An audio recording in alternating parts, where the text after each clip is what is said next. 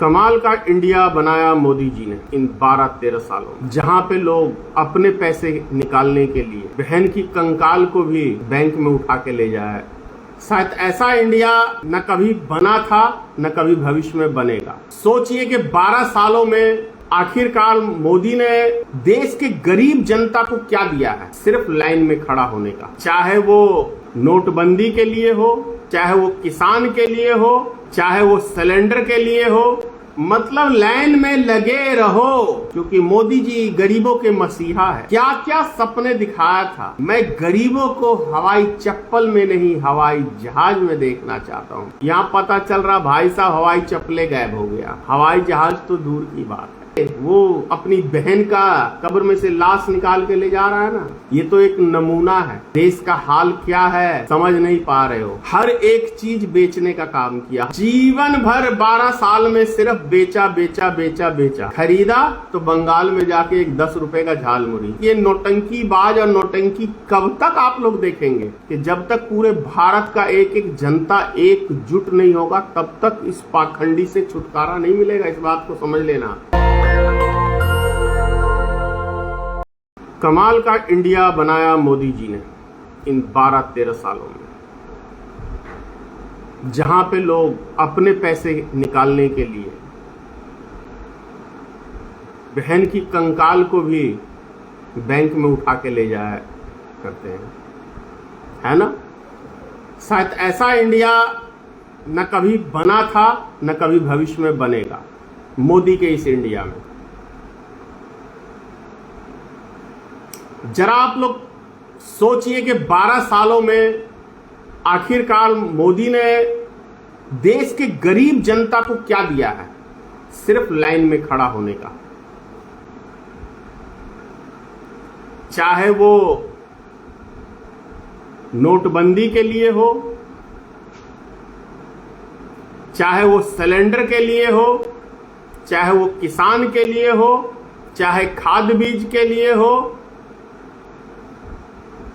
चाहे आप देखिए लॉकडाउन हो, और अभी सिलेंडर के लिए लाइन में लगे रहो, कभी 10,000 रुपए के लिए लाइन में लगे रहो।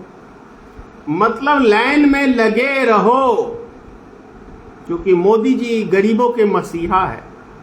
इसीलिए तो पूरे गरीब मिडिल क्लास आदमी को लाइन में लगाए रहते हैं। क्या क्या सपने दिखाया था। मैं गरीबों को हवाई चप्पल में नहीं हवाई जहाज में देखना चाहता हूं।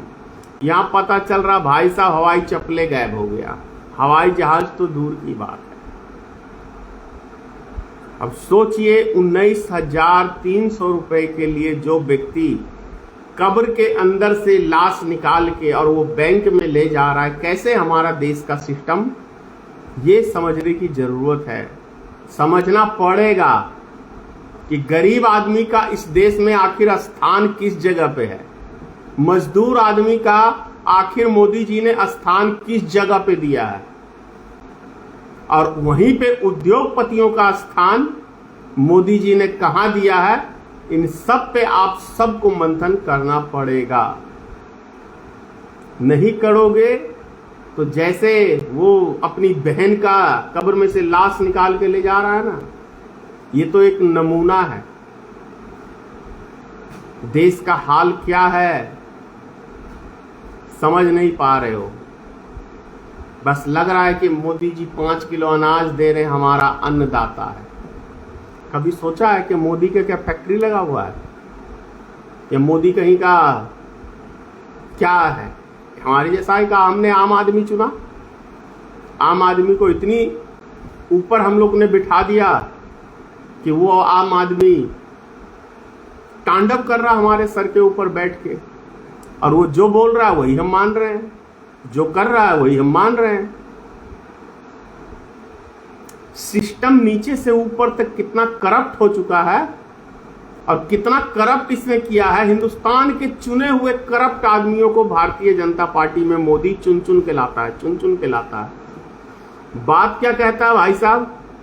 ना मैं खाऊंगा ना मैं खाने दूंगा, यही भाषण देता है ना, मेरा क्या है, मैं तो झोला उठा के चल दूंगा। कहां चल देगा भाई? पूरे 140 करोड़ का धन संपत्ति, जो भी चीज है, सोना चांदी, सब तो तूने अपने झोले में डाल लिया। अब ये झोला उठा के कहां जाएगा? अडानी और मुकेश अंबानी के अलावा मोदी ने इस देश को दिया क्या?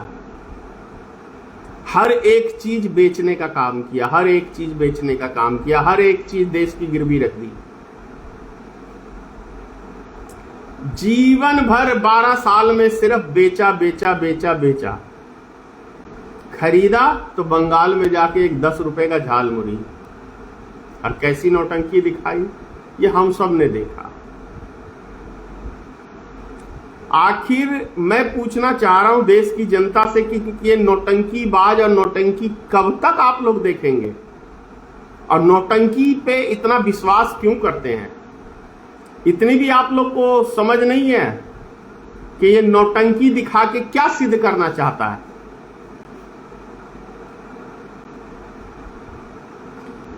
एक जब ये रोड शो निकालेगा तो अक्सर हमने देखा कि एक एम्बुलेंस को आगे निकालता है कि देखो मोदी के पास कितना दया है। लेकिन वहीं पे मोदी किसी प्रोग्राम में कहीं जाने वाला होता है तो पता चलता है 1 सप्ताह पहले वहां के सारे गली दरवाजे सब बंद हो जाते, तो एक एम्बुलेंस कहां से आ जाता है भाई उसके साथ?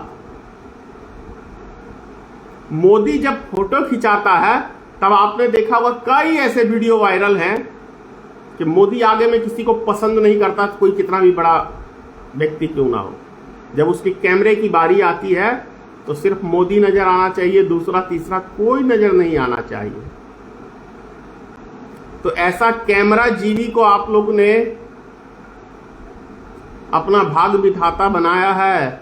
दरअसल वो आपका भाग विधाता नहीं है, वो भाग विधाता अडानी और मुकेश अंबानी का, क्योंकि वो उसका पिट्ठू है, उसका दलाल है, उसका गुलाम है। ये उसके लिए काम करता है, 140 करोड़ जनता के लिए नहीं काम करता है। क्यों नहीं आप लोग ये समझना चाहते हैं? देश के हर सिस्टम के ऊपर ऐसा कब्जा जमा लिया है, यहां तक सुप्रीम कोर्ट, हाई कोर्ट पे कब्जा जमा लिया है। ईडी, सीबीआई, निर्वाचन आयोग, सारी संस्थाओं को ऐसे कैप्चर कर चुका है कि उससे पार पाना बड़ा असंभव सा चीज है।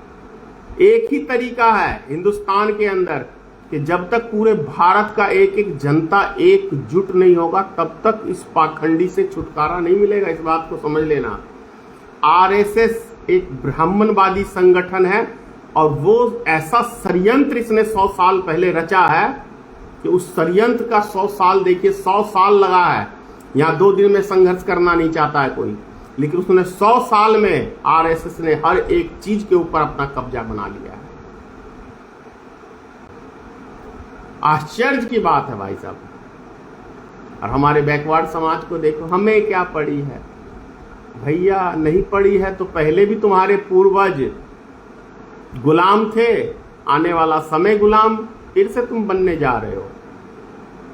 और उनका क्या, हमारे जैसों का क्या? सीना ठोक के जिए हैं और जिएंगे जितने दिन जिएंगे। किसी की गुलामी बर्दाश्त नहीं करेंगे, चाहे रहे या ना रहे। जय हिंद। नेशनल दस्तक की आपसे गुजारिश है कि अगर इसको बचाना चाहते हैं तो नेशनल दस्तक को सब्सक्राइब करने के लिए रेड कलर के सब्सक्राइब बटन को दबाएं, फिर बेल आइकन की घंटी दबाएं। नेशनल दस्तक को बचाने के लिए बहुत जरूरी है कि हर खबर को शेयर करें, लाइक करें, कमेंट जरूर करें।